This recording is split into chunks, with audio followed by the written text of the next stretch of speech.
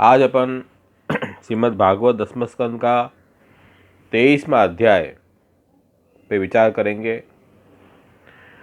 23वें अध्याय में भगवान श्री कृष्ण ने यज्ञ पत्नियों पर कृपा की, उनको अंगीकार किया, उस लीला का वर्णन है। और महाप्रभु जी आज्ञा कर रहे हैं कि यज्ञ पत्नी का समर्पण प्रभु ने स्वीकार किया। प्रभु को भूख लगी थी, प्रभु मथुरा के पास वन में विराजे और उनके सखाओं के साथ कहलवाया कि प्रभु यहाँ विराज रहे हैं बलराम जी के साथ और उनको भूख लगी है, आप जल्दी से सामग्री तैयार करो।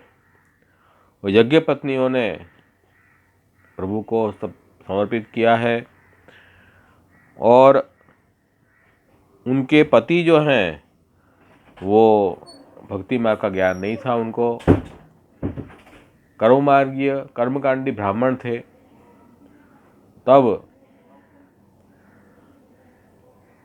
उन पत्नियों के संग से उनको भी भक्ति मार्ग का ज्ञान हुआ और ऐसे कर्मकांडी ब्राह्मणों को भी अपनी पत्नियों की अदिखाई नहीं हुई, ईर्षा नहीं हुई कि इतने बड़े हुए हैं भगवत मार्ग में, और बड़ी सराहना की। और ये पत्नियों के द्वारा ब्राह्मणों को भी ज्ञान करवाया ठाकुर जी ने। ये ठाकुर जी का वीर्य गुण प्रधान लीला है। इस लीला में भगवान ने अपना वीर्य गुण प्रधान बताया है और उसके द्वारा यज्ञ पत्नियों का निरोध अपने में सिद्ध करवाया। ये बात यहाँ इस 23वें अध्याय में आएगी।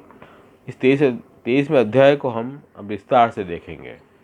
इसमें हम त्रिवेद नामावली के नाम भी लेंगे, पुरुषोत्तम सहस्त्र नाम स्तोत्र के नाम भी लेंगे और पूरा अध्याय इस नामों को लेकर हम देखेंगे। अब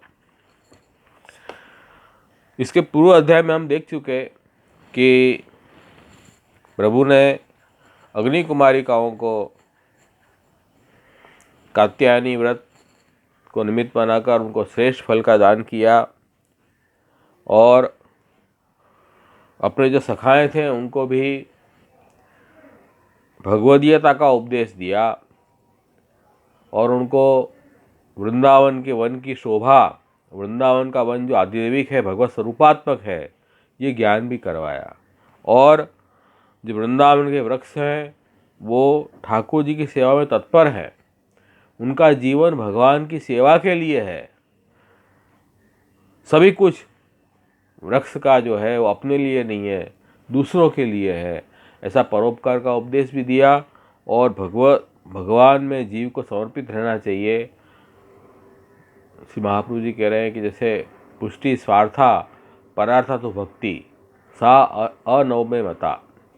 पुष्टि जो है कृपा वो भगवान जीव के ऊपर करते हैं और भक्ति जीव भगवान के लिए करता है।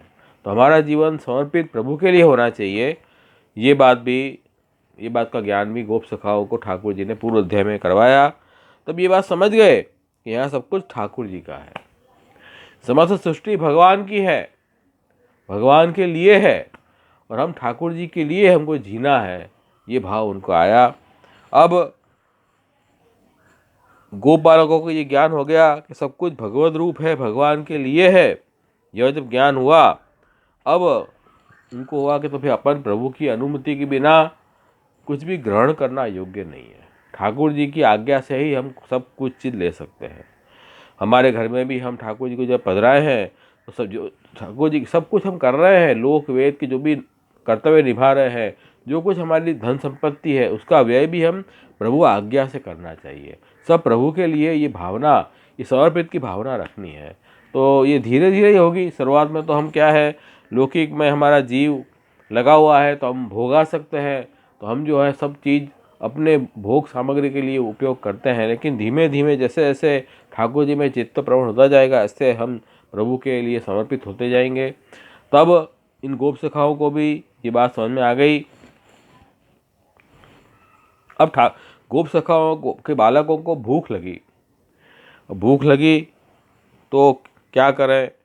गो बालकों ने ठाकुर जी को विनती की, बलराम जी को विनती की, अरे बलराम जी, हे श्याम सुंदर, आप तो बड़े बड़े दुष्टों का संहार आपने किया है, उन दुष्टों के सामने समान हम, ये भूख भी हमें सता रही है, तो अतः आप दोनों हमारी भूख को मिटाने का कोई प्रयत्न करिए। अब देखो, ये बात सखाओं ने की। क्यों की ऐसी प्रार्थना? क्यों की? वृक्ष में तो बहुत ही फल फलादि थे, ले सकते थे वो, लेकिन उन्होंने अपने आप नहीं लिया, प्रभु से प्रार्थना की। वृक्षादि के फलादि को ग्रहण करके वो अपनी भूख को शांत कर सकते थे, लेकिन उन्होंने ये बात नहीं की। क्यों? अब उनको ज्ञान हो गया है कि ये सब कुछ जो है पूरा वृंदावन प्रभु के लिए है। और ये ज्ञान होने के बाद ठाकुर जी ने विचारा, ठाकुर जी को विचार उनको आया कि प्रभु की आज्ञा से कुछ हम करें। और दूसरी बात ये है कि ठाकुर जी को ब्राह्मणों की पत्नी थी मथुरा में, प्रभु उनका भी अंगीकार करना चाह रहे हैं। वो भी भगवान की बड़ी भक्त है। तो इन गोप सखाओं को साथ में लेके उनकी भूख दूर करने के लिए प्रभु ने लीला रची कि यज्ञ पत्नियों का समर्पण भी स्वीकारा जाए, उनको भी भजनानंद, उनको आनंद उनको भी दिया जाए। इसलिए प्रभु ने विचारा कि वो ब्राह्मण तो बहिर्मुख है, वो तो कर्मकांड में लगे हुए हैं, लेकिन जो ब्राह्मण की पत्नियां हैं वे बड़ी भगवदीय हैं। तो प्रभु ने गोप सखाओं कहा कि देखो मेरे मित्र, एक बात सुनो, यहाँ से थोड़ी दूर पर वेदवादी ब्राह्मण स्वर्ग की कामना से यज्ञ में लगे हुए हैं, अंगिरस नाम का यज्ञ कर रहे हैं। तुम सब उनकी यज्ञशाला में जाओ और तुम लोग ये कहो कि भगवान श्री बलराम जी और भगवान श्री कृष्ण यहाँ पधारे हैं और उन्होंने ही तुम लोगों को भेजा है वहाँ पर, और ऐसी आज्ञा दी है कि यज्ञशाला में जाओ और भगवान की आज्ञा अनुसार कुछ अन्न हमको चाहिए, तो अन्न आप दो, अन्न की याचना करो वहाँ जाके, वो आपको अन्न देंगे और आपकी भूख मिट जाएगी। तो भगवान की आज्ञा अनुसार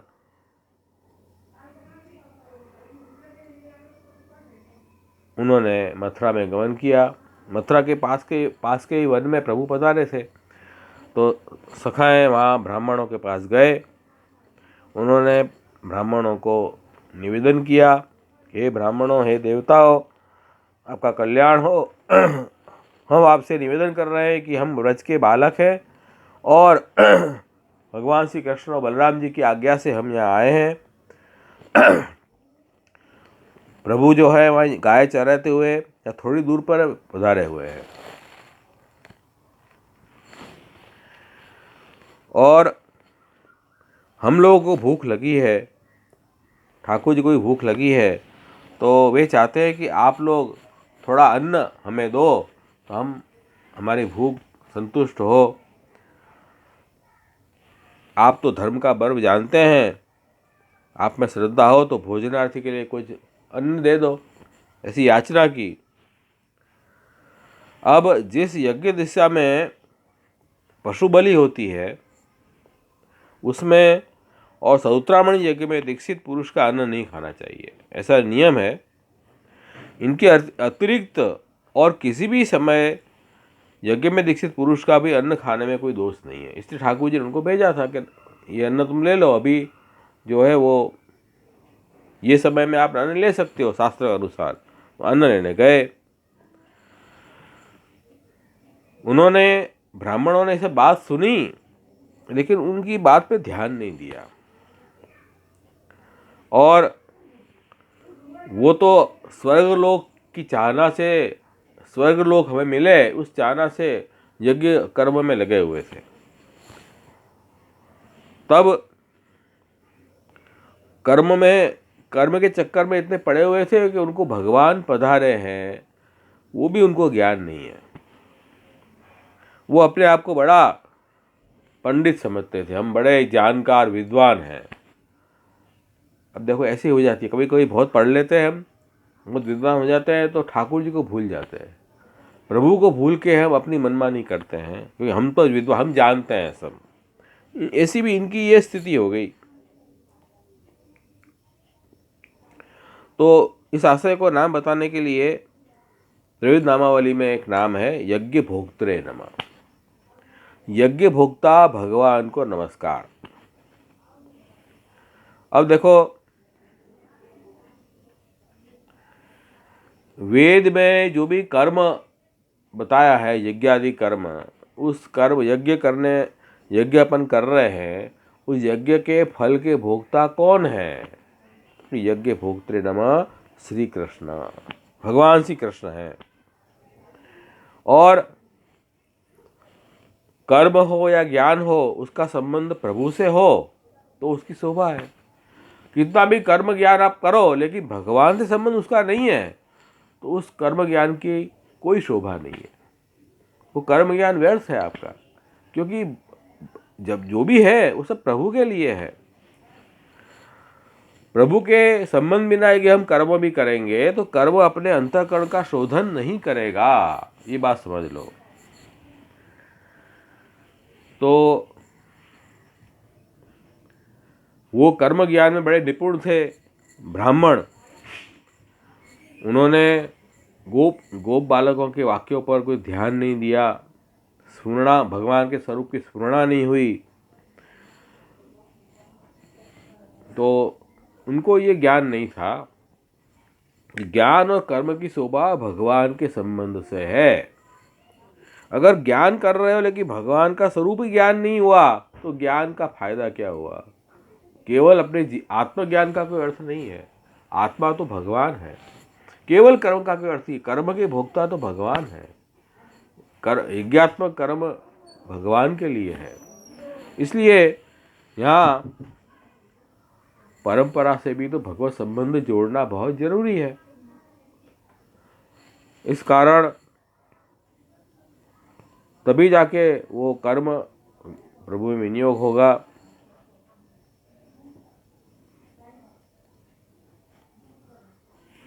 तो यहाँ गोकुलोत्सव जी जो टीकाकार है त्रिविध नामावली के, देखो वो आज्ञा कर रहे हैं।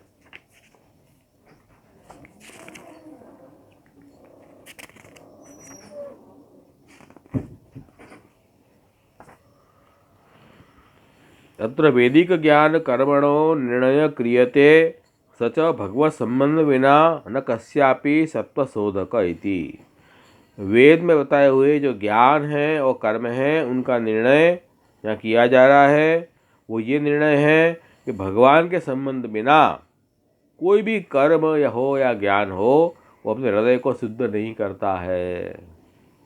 अतः गोप्य वाक्य ही विप्राणाम भगवत स्फूर्ति न जाता तेषाम ज्ञान कर्मणः भगवत संबंध अभावात् तत्संबंधे तो कस्यापि भक्तस्य संगेन परंपरयापि भक्ति अन्यस्यापि जायत इति भक्ताया विप्रभार्याया एकस्याः संगेन अन्यासामपि जाता तासाम संगेन विप्राणामपि ज्ञानम भक्तिस्य जाता इति निर्णय कृत विवरणे। बहुत स्पष्ट कह रहे हैं कि देखो भगवत संबंध का ज्ञान उनको था नहीं। अब ये भगवत संबंध कब हो? जब कोई तादर्शीय भगवदीय जिनका समागम हो, उनका संग हमें मिले, तब जाके हमें ज्ञान हो करे सब कुछ ठाकुर जी के लिए होना चाहिए। अपने स्वार्थ के लिए जो कर रहे हैं वो अपवित्र है। पवित्रता कब आएगी? जब प्रभु से संबंध जुड़ेगा हर वस्तु का, तो वो चीज़ पवित्र होगी। ब्रह्म संबंध करना सर्वेशाम देह जीवयो सर्वदोष निवृत्ति ही दोषा पंचविदा स्मृता। तो जो ब्रह्म संबंध करने से दोष निवृत्ति क्यों हो रही है? क्योंकि हम प्रभु से संबंध जोड़ते हैं उसका। यदि प्रभु के संबंध कोई चीज़ का नहीं है तो वो चीज़ तो दोष ही है, अपवित्र है। भगवत संबंध से ही वो चीज़ में पवित्रता आती है। ये बात हमें कौन बताएगा? हमारे गुरुजन भगवदीय जन हैं, उनका संग करने से वो हमें ये बात बताएंगे। तो ये बात भी हमें समझनी है। अब ये उनको संग कहाँ से प्राप्त हुआ इन ब्राह्मणों को? कि ठाकुर जी यज्ञ भोक्ता है, ये बात किसने बताई? तो कह रहे हैं कि ब्राह्मणों की पत्नी में कोई एक ब्राह्मण पत्नी थी, वो बड़ी भक्ति वाली थी, और उसके संग से दूसरी ब्राह्मण पत्नियों में भी भगवत भाव प्रकट हुआ। उनको देखकर उनके संग से ब्राह्मणों में बाद में जाके वो ज्ञान और भक्ति प्रकट हुई।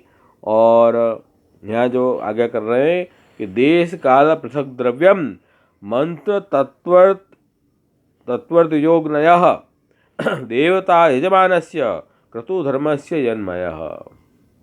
क्या कह रहे हैं कि देखो, देश काल अनेक प्रकार की सामग्री, भिन्न भिन्न कर्मों में जुड़े हुए मंत्र, अनुष्ठान की पद्धति, ऋत्विज ब्रह्मा आदि यज्ञ कराने वाले ब्राह्मण, और अग्नि देवता यजमान यज्ञ और धर्म, इस सब रूपों में कौन है?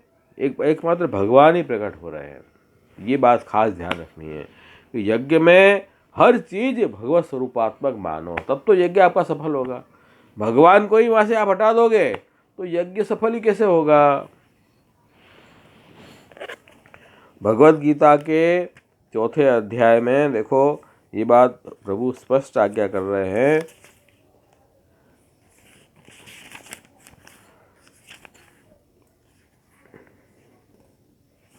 ये कौन सी भावना से यज्ञ करना वो बता रहे हैं। ब्रह्मार्पणम ब्रह्मवीर ब्रह्माग्नौ ब्रह्मणाहुतम ब्रह्मैव तेन गंतव्यम ब्रह्म कर्म समाधिना। जिस यज्ञ में अर्पण अर्थात श्रुवा आदि भी ब्रह्म है, जिससे हम अर्पण करते हैं वो, और हवन किए जाने योग्य द्रव्य भी ब्रह्म है, और ब्रह्म रूप कर्ता के द्वारा जो करता है वो भी ब्रह्म रूप है, जो यज्ञ कर रहा है वो, और जिस अग्नि में हम आहुति दे रहे हैं वो भी ब्रह्म का ही मुखारविंद है, और ब्रह्मरूप अग्नि में आहुति देना जो क्रिया है, यज्ञ करने की जो क्रिया है वो भी ब्रह्म है। उस ब्रह्म कर्म में स्थित रहने वाले योगी द्वारा प्राप्त किए जाने योग्य फल भी ब्रह्म ही है, फल भी ब्रह्म है, सब कुछ ब्रह्मात्मक है। इस भाव से हमें यज्ञ करना है, क्षुद्र लौकिक बुद्धि नहीं रखनी है। हम जब सेवा भी कर रहे हैं ना, देखो जो यज्ञ का कंसेप्ट है वही हमारे यहाँ भगवत सेवा का कंसेप्ट है। सेवा में भी देखो कैसे करनी, कौन सा भाव से करनी है कि जिनकी सेवा कर रहे हैं वो भी ठाकुर जी का स्वरूप, भगवत स्वरूपात्मक। जो सेवा कर रहे हैं सेवक, वो प्रभु के सेवक है, वो भी स्वरूपात्मक है। जो सामग्री सिद्ध करी प्रभु के लिए, वो सामग्री भी व्रजभक्तों की भाव से हम सिद्ध कर रहे हैं, वो भी स्वरूपात्मक है, भगवत स्वरूपात्मक है। जो साहित्य सेवा में हम उपयोग करते हैं, विनियोग करते हैं, वो भी भगवत स्वरूपात्मक है। अरे साहित्य की क्या बात है, जो झाड़ू और पोता को भी हम झाड़ू पोता नहीं बोलते हैं, मंदिर वस्त्र और सोनी उनको भी हम पाम नहीं लगाते हैं, वो भी भगवत स्वरूपात्मक है। तो ठाकुर जी की सेवा में स्वरूपात्मक है। इस भाव से यज्ञ करना है, तब हर जगह ठाकुर जी विराज रहे, ऐसा भाव हम रखें। तो वही क्या कह रहे हैं, सब कुछ यहाँ भागवत में यही बात बताई, सब कुछ भगवान ही है, सब कुछ सब रूपों में एक पात्र भगवान ही प्रकट हो रहे हैं। वे भगवान ही इंद्रिय अतीत हैं, अपने इंद्रियों से अतीत, इंद्रियों से उनका ज्ञान नहीं हो सकता, अपनी इंद्रिय प्राकृत है। परम ब्रह्म भगवान श्री कृष्ण स्वयं ग्वाल बालों के द्वारा भात मांग रहे हैं, देखो। परंतु ये मूर्ख ब्राह्मणों ने उनको, जो अपने को शरीर ही मान बैठे हैं, भगवान को भी एक साधारण मनुष्य ही माना, उनका सम्मान नहीं किया। वो ठाकुर जी का ज्ञान ही नहीं था उनको। वो समझ रहे थे कि एक छोटे से लड़के हैं, बेकार माथा खा रहे हैं, हमको यज्ञ में डिस्टर्ब कर रहे हैं, ऐसे करके बात उन्होंने टाल दी। तो ये ज्ञान हमको रखना चाहिए कि यज्ञ के भोक्ता, अपनी सेवा भी एक प्रकार का यज्ञ है। तो यज्ञ भोक्ता भगवान श्री कृष्ण है। यज्ञ में भी जैसे नित्य यज्ञ होते हैं, अग्निहोत्र टाइप के, वो नित्य करने होते हैं, कुछ 15 दिन में होते हैं, कुछ 6 महीने में होते हैं, कुछ साल में होते हैं। ऐसे अपने सेवा का कर्म भी ऐसा ही है, ऋतु सेवा और नित्य सेवा, मनोरथ सेवा, अन्नकूट की सेवा, साल भर की सेवा। तो ये सब यज्ञ का ही एक प्रकार अपने यहाँ ये भक्ति का यज्ञ है, ये भक्त्यात्मक यज्ञ है, ये बात समझो। तो जब ब्राह्मणों ने हाँ या ना कुछ भी नहीं कहा, जवाब ही नहीं दिया उनको, तब ग्वाल बालों की आशा टूट गई। वे लौट आए और वहीं सबकी बात उन्होंने भगवान कृष्ण के बलराम से कह दी कि देखो, उन्होंने तो कुछ ब्राह्मणों ने जवाब ही नहीं दिया। उनकी बात सुन के भगवान श्री कृष्ण हंसने लगे। क्यों हंसने लगे? ये ब्राह्मणों को ठाकुर जी का ज्ञान ही नहीं है, प्रभु का ज्ञान नहीं, इसलिए हंसने लगे। उनकी बालिशता पे हंसने लगे ठाकुर जी। उन्होंने ग्वाल बालों को समझाया कि देखो, संसार में असफलता तो होती है, लेकिन आदमी को निराश नहीं होना चाहिए, अपने कर्मों में जुटे रहना चाहिए। इसलिए बार बार प्रयत्न करते रहो, सफलता अवश्य मिलेगी। देखो, ये बात भी सही है। ये लोग उपयुक्त उपदेश दिया ठाकुर जी ने। अब एक काम करो, अब तुम लोग उन ब्राह्मणों की पत्नियों के पास जाओ और उनको कहो कि भगवान श्री राम और श्री कृष्ण यहाँ पधारे हैं, तुम जितना चाहोगे उतना भोजन वे तुम्हें देंगी। वे मेरे प्रेमी भक्त हैं और उनका मन सदा मेरे में लगा रहता है, इसलिए वो भी मना नहीं करेगी तुमको। ये बात उन्होंने कही। तो यहाँ प्रश्न हुआ कि जब भगवान ही सर्वभोक्ता है, पूरी सृष्टि उन्हीं की है, उन्होंने अपने क्रीड़ा के लिए बनाई है, वही सबके भोक्ता है, वही भोग करने वाले हैं, फिर सर्वभोक्ता होते भी भगवान ने याचना क्यों की, मांगा क्यों? ये एक प्रश्न है। उसका समाधान दे रहे हैं, यज्ञ भाग भुजे नमः।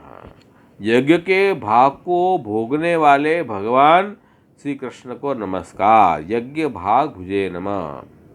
अब देखो, यज्ञ में अकेले ब्राह्मणों का भाग नहीं था, यज्ञ के फल में स्त्रियों का भी भाग होता है। स्त्रियां जो है, पत्नी अर्धांगिनी होती है, और अर्धांगिनी का भी आधा फल उसमें रहता है। तो भले ही यज्ञ ब्राह्मण कर रहे थे, यज्ञ के फल में आधा भाग तो स्त्रियों का है, और स्त्रियां तो भगवान की भक्त हैं। तो अब उनके भाग को भगवान अंगीकार करना चाह रहे हैं कि वो भक्त हैं, और भक्ति की वस्तु को प्रभु अंगीकार करके उनको कृतार्थ करना चाह रहे हैं। तो देखो, ये कृपा है। ठाकुर जी भी अपनी सेवा अंगीकार करना चाह रहे हैं, तभी अपन सेवा कर सकते हैं, नहीं तो हम सेवा ही नहीं कर सकें। ठाकुर जी की सेवा में अपन सब विनियोग करा पा रहे हैं। क्यों करा पा रहे हैं? ठाकुर जी की इच्छा है कि इस जीव को अंगीकार करो। तो भगवान की इच्छा हुई कि ये यज्ञ पत्नी को अंगीकार करो, इसलिए उनको अपना स्वरूप का दान करना है, निरोध करना है, ऐसा प्रभु का अभिप्राय है। इसलिए ठाकुर जी ने उनके भाग को अंगीकार करना चाहा, इसलिए याचना की। तो याचना की वो युक्त है, अयुक्त नहीं है, उचित है वो। उनका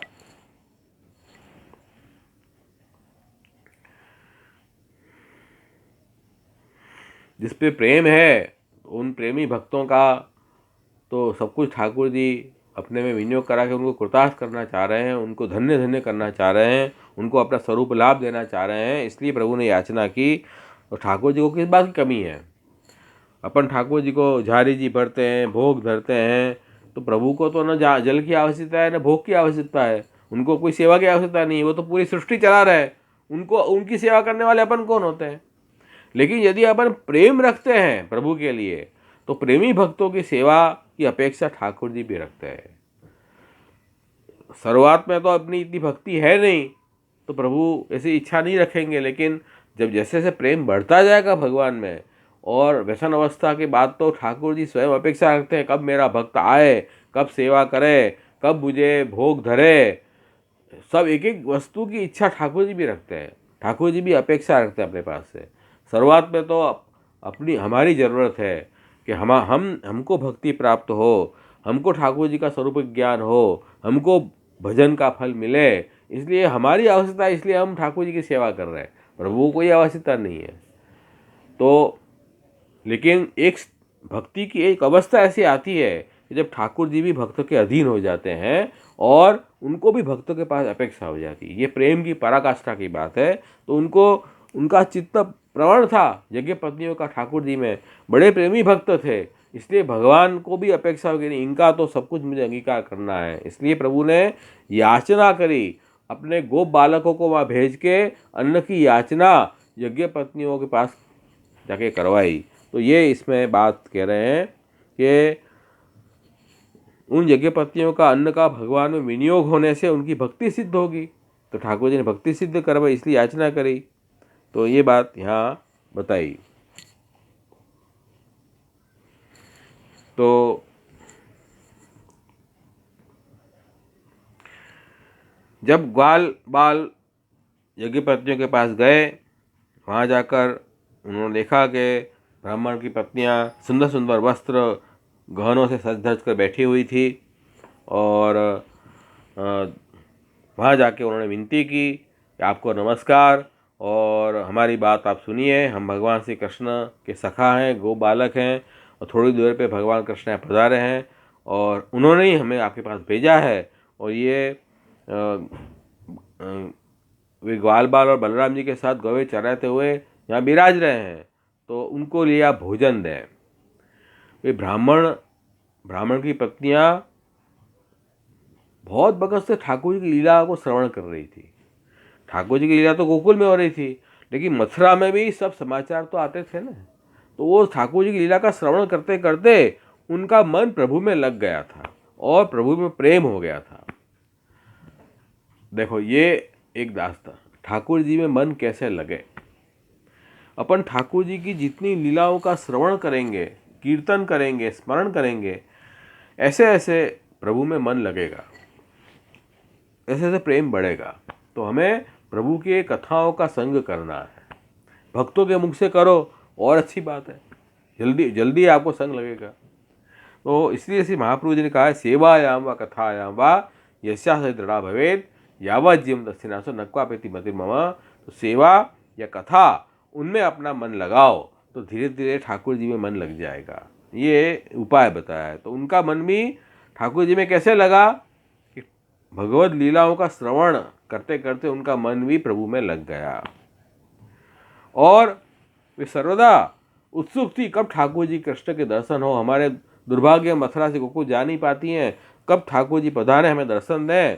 तब ये भगवान कृष्ण यहाँ पधारे, ये बात सुनते ही उनको बहुत उतावली हो गई और उन्होंने स्वादिष्ट और भोजन सब सामग्री तैयार की और तुरंत जाने के लिए तैयार हो गई। अब तो ठाकुर जी ने बुलाया, हमारे बड़े भाग्य हैं, हम तो जा रहे हैं।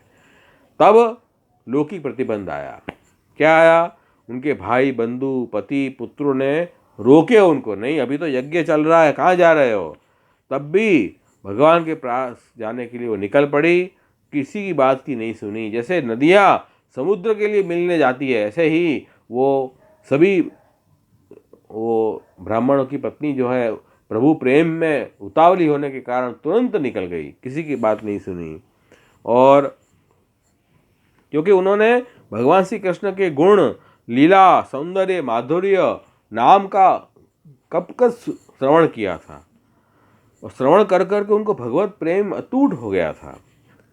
फिर ब्राह्मण पत्नियों ने जाकर देखा यमुना जी के तट पर नए नए कोपलों से शोभायमान अशोक वन में ग्वाल बाल से घिरे हुए भगवान श्री कृष्ण बलराम जी के साथ इधर उधर घूम रहे हैं और उनके ठाकुर जी के श्याम शरीर पर पीताम्बर, सुनहरी पीताम्बर झिलमिला रहा है, गले में वनमाला लटक रही है, मस्तक पर मोर का मुकुट है, अंग अंग में रंगीन धातु चित्रकारी कर रखी है और नए नए कोपलों के गुच्छे शरीर में लगाकर नट का सा वेश धारण कर रखा है। ऐसे सुंदर स्वरूप का दर्शन उन्होंने किया। एक हाथ अपने सखा ग्वाल बाल के कंधे पर है और दूसरा हाथ से कमल का फूल को घुमा रहे हैं। ऐसे दर्शन हुए उनको, बहुत सुंदर दर्शन ठाकुर जी के हुए। सुंदर वर्णन है, कान में कमल के कुंडल हैं, कपोलों पर घुंघराली अलग लटक रही है और मुख कमल मंद मंद मुस्कान की रेखा से प्रफुल्लित हो रहा है। ठाकुर जी हंस रहे हैं, स्मित दे रहे हैं। तब अब तक तो उन्होंने केवल ठाकुर जी की लीलाएं, गुणों का श्रवण किया था, आज तो उन्होंने साक्षात ठाकुर जी के दर्शन कर लिए। अब तक तो कानों से भगवत लीलाओं को श्रवण कर करके उन्होंने उनके मन को प्रेम रंग में रंग दिया था और आज तो अब नेत्रों के मार्ग से उन्होंने भगवान को अंदर पधराया। पहले कान के मार्ग से भगवान को अंदर पधराया, अब नेत्र के दर्शन करके, नेत्र से प्रभु के दर्शन करके उन्होंने नेत्रों के द्वारा ठाकुर जी को अंदर पधराया। अब उनका मन यही था कि अब मैं मन ही मन प्रभु को हम आलिंगन कर लूँ, बस यही उनका मन था। और उनके हृदय की जो आतुरता थी, जो जलन थी उनकी प्रभु को मिलन की, वो शांत हो गई। इस तरह से वो उनकी सारी जलन मिटी, बड़े आनंद में प्रफुल्लित हो गए। भगवान सबके हृदय की बात जानते हैं, भगवान तो सबके साक्षी हैं। अब उन्होंने देखा कि ये ब्राह्मण पत्नियां मेरे में बहुत प्रेम करती है, और इनके लौकिक भाई बंधुओं के रोकने पर भी वो सबको छोड़ के, सब विषयों को छोड़ के मेरे पास मेरे दर्शन की लालसा से आई हैं। तब उन्होंने कहा कि अरे तुम्हारा स्वागत हो, आओ बैठो, हम क्या स्वागत करें, तुम लोग हमारे दर्शन की इच्छा से यहाँ आई हो, तो यह तुम्हारे जैसे प्रेमपूर्ण हृदय वालों के योग्य है। तुम्हारा हृदय मेरे लिए प्रेम से पूरित है, आप यहाँ दर्शन करने आई हो, ये तो बहुत योग्य है। अब भगवान क्या कह रहे हैं कि संसार में अपनी सच्ची भलाई समझने वाले जो व्यक्ति हैं, वो जो बुद्धिमान पुरुष हैं, वे अपने प्रियतम के समान मुझ में प्रेम करते हैं। संसार में बुद्धिमान कौन है? जो भगवान में प्रेम करते हैं, वही वास्तव में बुद्धिमान है, वही अपनी भलाई चाह रहे हैं। और जो लोग भगवान से प्रेम नहीं करते हैं, वो सब के सब अपना अहित कर रहे हैं, वो बुद्धिमान नहीं है, मूर्ख है, वही कह रहे हैं। और ये प्रेम कैसा होना चाहिए? जिसमें किसी प्रकार की कामना नहीं होती, अहेतु की अव्यवहिताम भक्तिम आत्मप्रिय था, ऐसे भागवत में कहा है। तो संसार में जितनी भी वस्तुएं हैं, प्राण, बुद्धि, मन, शरीर, स्वजन, स्त्री, पुत्र, धन आदि जितनी भी वस्तुएं हैं, सभी वस्तुएं भगवान के लिए हैं, उन्हीं कारण प्रेम प्रिय लगती है। तो इसलिए भगवान से बढ़कर और कोई भी अपना प्यारा नहीं है, ये बात समझ लो। इसलिए तुमने बहुत अच्छा कार्य किया यहाँ आए तो, और मैं तुम्हारे प्रेम का अभिनंदन करता हूँ। अब तुम लोग मेरे दर्शन कर लिए, अब तुम वापस अपने यज्ञशाला में चले जाओ, तुम्हारे पति जो ब्राह्मण गृहस्थ हैं उनके साथ मिलकर यज्ञ पूर्ण करो। अब देखो ठाकुर जी को उनको इतना ही सुख देना था। देखो यहाँ एक आगे रास के प्रकरण में बात आएगी कि जब सब गोपिकाएं ने वेणुनाद सुना और सब गोपिकाएं जब प्रभु के पास आई वन में रास के लिए, तब ठाकुर जी ने यही बात उनको की थी कि अब तुमने आगे दर्शन कर लिया, अब तुम वापस अपने घर गृहस्थी के काम में चले जाओ। तब व्रज गोपिकाएं वापस नहीं गई और ठाकुर जी को बाध्य करके और ठाकुर जी के पास रास का आनंद लिया, क्योंकि ठाकुर जी का सच्चा अभिप्राय वो समझती थी और उनका अधिकार बड़ा था। यज्ञ पत्नियाँ हैं, उनको भी यही बात ठाकुर जी ने की, अब तुम जाओ यहाँ से। तो यज्ञ पत्नियों ने कहा कि देखो आपको ऐसी बात नहीं करनी चाहिए, बहुत निष्ठुरता की बात, हम तो आपके लिए आई हैं और आप हम कह रहे आप जाओ। तो श्रुतियाँ तो ये कहती है कि एक बार भगवान को जो प्राप्त हो जाता है वो फिर से संसार में नहीं लौटना पड़ता, और आपने ही ये वेदवाणी बताई है वेद में, उसको सत्य कीजिए। हम अपने समस्त सगे संबंधियों की आज्ञा का उल्लंघन करके आपके चरणों में इसलिए आई हैं कि आपके चरणों से गिरी हुई तुलसी जी की माला अपने केसों में धारण करें। और अब हम जाएंगे भी तो हमारे पति पुत्र वगैरह हमें स्वीकार नहीं करेंगे, तो इसलिए हम आपके चरण में पड़ी रहें, हमें किसी का सहारा नहीं है, इसलिए हमें दूसरों के शरण में जाना न पड़े, ऐसी व्यवस्था कीजिए, ऐसा उन्होंने कहा। तब ठाकुर जी ने कहा कि देखो तुम चिंता मत करो, तुम्हारे पति पुत्र माता पिता भाई बंधु कोई भी तुम्हारा तिरस्कार नहीं करेंगे, और उनकी तो बात क्या, सारा संसार तुम्हारा सम्मान करेगा। क्यों, ऐसा क्यों? तो कह रहे हैं कि जो भगवान के हो गए हैं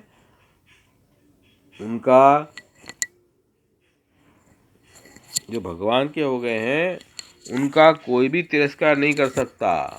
भगवान प्रसन्न हो गए जिनके ऊपर, उनके ऊपर कौन अप्रसन्न होगा? इसलिए ये चिंता मत करो आप, तुमने मेरा मन लगा दिया, अब तुम जाके मेरी भक्ति करो और तुमको शीघ्र मेरी प्राप्ति हो जाएगी, चिंता मत करो। ये बात कही। प्रभु की बात सुन के, प्रभु की आज्ञा मान के ये ब्राह्मण पत्नियां फिर अपनी यज्ञशाला में लौट गई और उन ठाकुर जी की कृपा से उन ब्राह्मणों ने अपनी स्त्रियों में थोड़ी भी दोष दृष्टि नहीं की और उनके साथ मिलकर यज्ञ पूरा किया।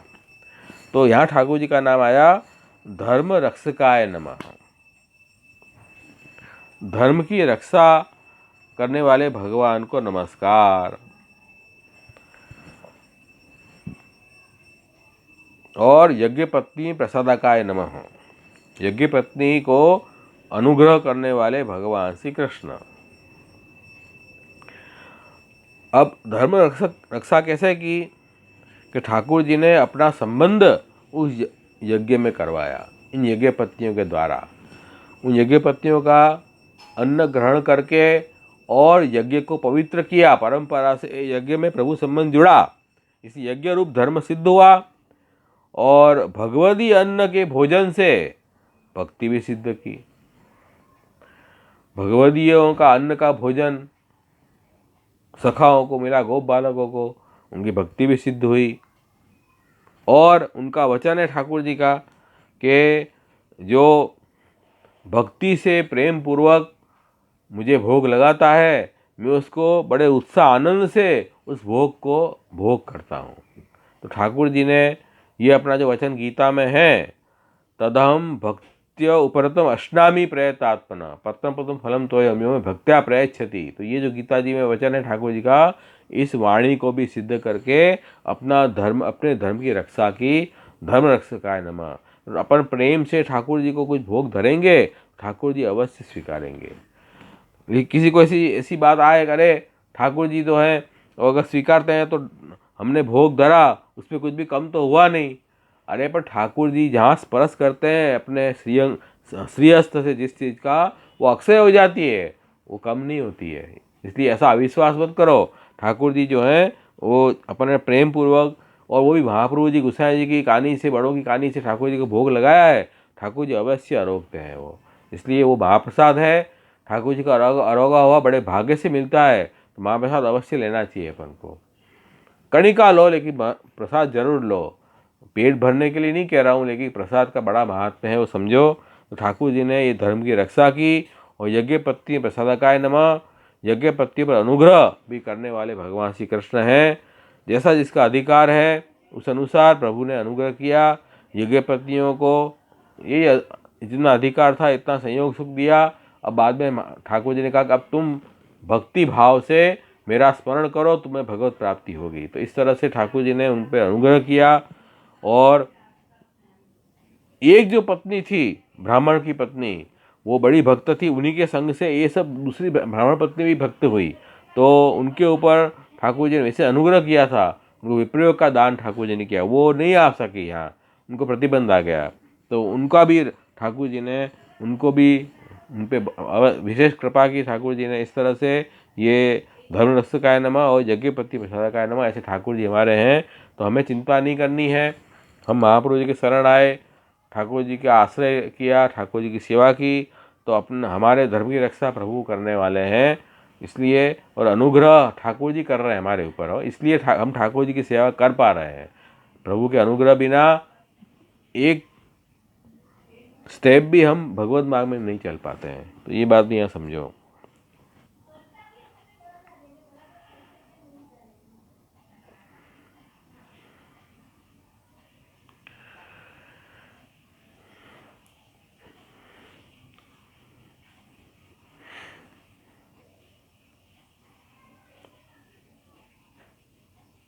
ठाकुर जी ने उनको अलौकिक सेवा का आनंद दिया उन यज्ञ पत्नियों को। और जो एक यज्ञ पत्नी थी जिनको प्रतिबंध आ गया था, उन्होंने भगवत ध्यान से उनको शरीर छोड़ के और शुद्ध दिव्य शरीर से प्रभु को प्राप्त हुई वो। ऐसे सभी यज्ञ पत्नियों पर आपने अनुग्रह किया है, उसी का नाम यज्ञ पत्नी प्रसादकाय नमः। उसके बाद क्या हुआ, तो सर्व अज्ञान निवारकाय नमः। सर्व के अज्ञान का निवारण करने वाले भगवान श्री कृष्ण। अब जब यज्ञ पत्नी यज्ञशाला में लौट गई, तब फिर यहाँ बात आ रही है उधर सब ब्राह्मणों को ये मालूम हुआ कि श्री कृष्ण तो स्वयं भगवान है, और तब उन्हें बड़ा पश्चाताप हुआ। वो सोचने लगे, अरे जगदीश्वर भगवान श्री कृष्ण बलराम जी का आज्ञा उल्लंघन करके हमने बड़ा अपराध कर दिया, उनकी आज्ञा को हमने अवहेलना की।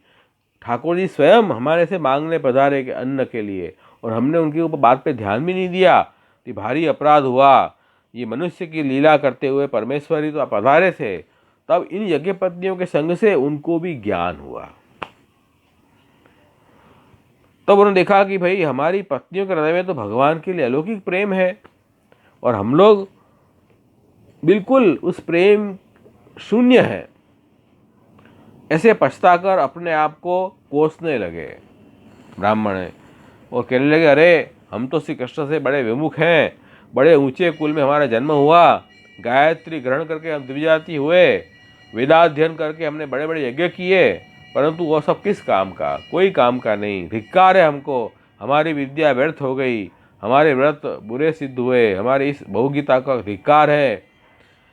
उच्च कुल में जन्म, कर्म कांड में निपुण, कुछ काम नहीं आया। तो देखो ये बात समझो, भगवत संबंध के बिना सब वस्तु बेकार है, और भगवत संबंध हो गया तो हमारा लौकिक सब अलौकिक हो गया।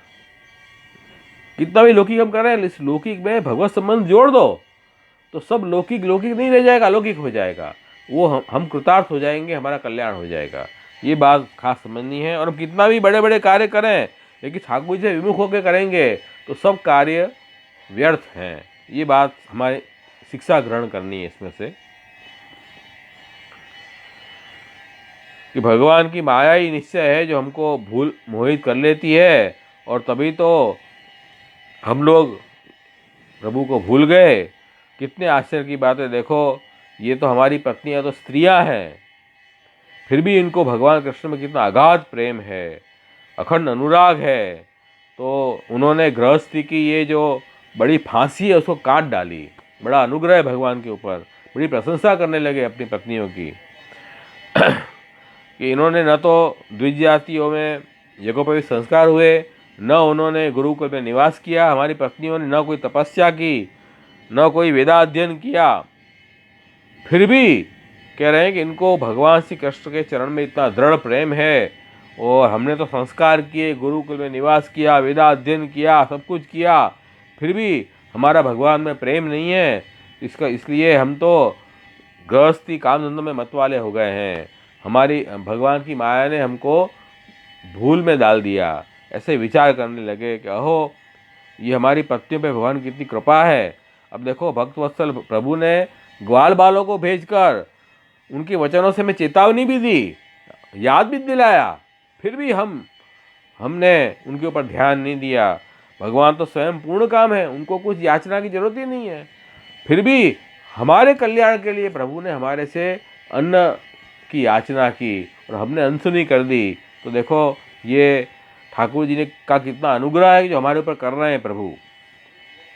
तो साक्षात महाप्रभु जी प्रकट हुए हमारे लिए और हमको श्रेष्ठ दान दिया, साक्षात ठाकुर जी पधरा दिए, तो कितनी बड़ी कृपा है।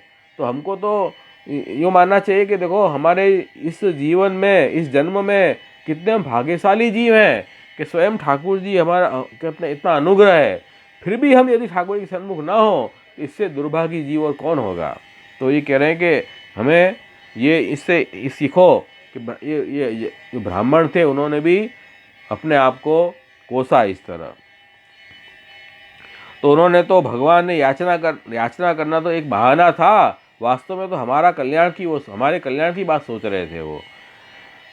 क्योंकि स्वयं लक्ष्मी जी भी सभी देवताओं को छोड़कर और केवल भगवान के पास जाती हैं, उनकी सेवा करती हैं।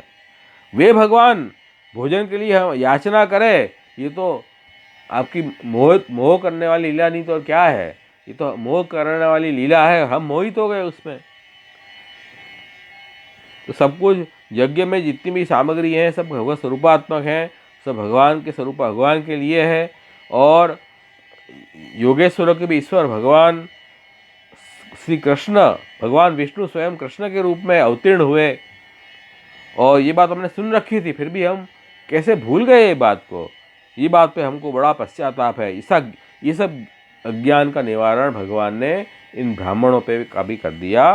सर्व अज्ञान निवारकाय नमः, सर्व अज्ञान दूर किया। और यह सब होने पर भी हम अति धन्य हैं, हमारे अहोभाग्य हैं, तभी तो हमें ऐसी भगवदीय पत्नियां प्राप्त हुई। हमारे अहोभाग्य है कि हमारी पत्नी इतनी भगवान की भक्त है, और तभी तो हमें उनकी भक्ति से हमारी बुद्धि भी भगवान कृष्ण के प्रेम में से युक्त हो गई, तो उनके संग से हमें भी प्रभु में भक्ति हुई। तो ये भी ठाकुर जी कृपा है कि हमें ऐसे भगवदियों का संग हमें हुआ। ठाकुर जी को नमस्कार किया उन्होंने। उसके बाद में ठाकुर जी से अपने अपराध की क्षमा मांगी, और फिर कह रहे हैं कि उन ब्राह्मणों ने श्री कृष्ण का जो तिरस्कार किया था उससे उनको बड़ा पश्चाताप हुआ अपने अपराध के ऊपर, और फिर उन्होंने भगवान कृष्ण के दर्शन की बड़ी इच्छा की कि हमें भी दर्शन हो, परंतु कंस के डर के मारे वे उनका दर्शन करने न जा सके। कंस का डर ऐसा हुआ, इसलिए अब हम जाएं और कंस उपद्रव कर दे तो सबको नुकसान हो, ठाकुर जी को भी श्रम हो, और हमको भी यहाँ उपद्रव हो जाए, इसलिए कंस के डर के मारे वो दर्शन करने न जा सके। लेकिन यज्ञ पत्नियाँ जो है भगवान की परम भक्त थी, उनको किसी प्रतिबंध की परवाह नहीं थी, तुरंत दौड़ के प्रभु के पास पहुँच गई। तो देखो इतना अधिकार भेद कभी कभी हो जाता है। तो ये सर्व अज्ञान निवारकाय नमः। तो यज्ञ पत्नियों के जाने के बाद ब्राह्मणों को भी अज्ञान था वो दूर किया ठाकुर जी ने, भगवत संबंधी ज्ञान उनको भी प्रकट किया, और ब्राह्मणों में भी भगवत भक्ति प्रकट हुई।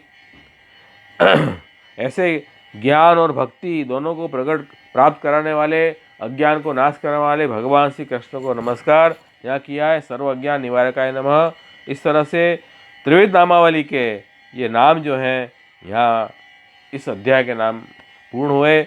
और फिर उपसंहार करते हुए आया, इति बाल चरित्रस्य नामनाम अष्टोत्तरम शतम कृष्ण भक्ति हृदानंदी कीर्तनाद भक्ति बोधकम। तो इस तरह से यहाँ बाल चरित्र के जो 108 नाम हैं वो श्री महाप्रभु जी ने यहाँ पूर्ण किए हैं, क्योंकि यहाँ बाल लीला, प्रौढ़ लीला, राजलीला 3 लीला के नाम हैं यहाँ त्रिविध नामावली में। तो ये जो नाम है बाल चरित्र के, ये नाम भगवान कृष्ण की भक्ति हृदय में प्रकट करने वाली, आनंद देने वाले हैं, और इनका कीर्तन करने से भक्ति प्रकट होती है, ऐसा यहाँ आज्ञा कर रहे हैं। इस तरह से ये नाम के बाद हम अब पुरुषोत्तम सहस्त्र नाम के नाम भी देख लें। उसका एक ही नाम है,